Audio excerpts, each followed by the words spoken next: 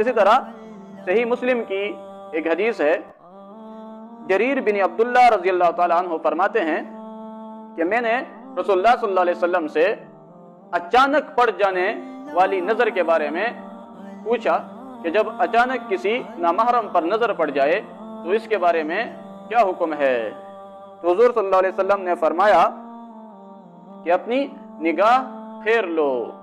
یعنی جب اچانک نظر پڑ جائے کسی پر نامحرم پر تو اپنی آنکھیں پھیر لو۔ اسی طرح حضور صلی اللہ علیہ وسلم کی ایک حدیث ہے، یہ بھی مسلم شریف کی روایت ہے،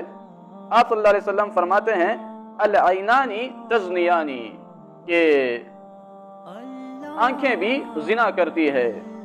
اور ان کا زنا النظر نظر ہے، یعنی دیکھنا ہے۔ تو اس سے پتہ چلا کہ بد نظری کرنا،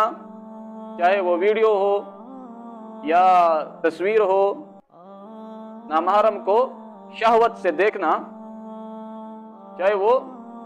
ویڈیو میں ہو یا حقیقت میں، وہ کیا ہے؟ وہ آنکھوں کا زنا ہے۔ دیکھو ایک دوسری حدیث میں آپ صلی اللہ علیہ وسلم فرماتے ہیں کہ اللہ تعالیٰ ارشاد فرماتا ہے کہ النظرۃ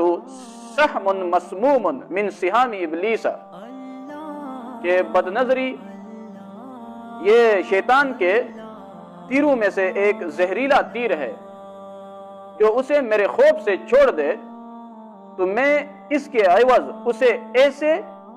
ایمان سے نوازوں گا، اسے ایسا ایمان عطا کروں گا جس کی مٹھاس وہ اپنے دل میں محسوس کرے گا۔ اسی طرح حضور صلی اللہ علیہ وسلم فرماتے ہیں، یہ بھی الترغیب و ترہیب کی روایت ہے، آپ صلی اللہ علیہ وسلم فرماتے ہیں اپنی نظریں نیچے رکھو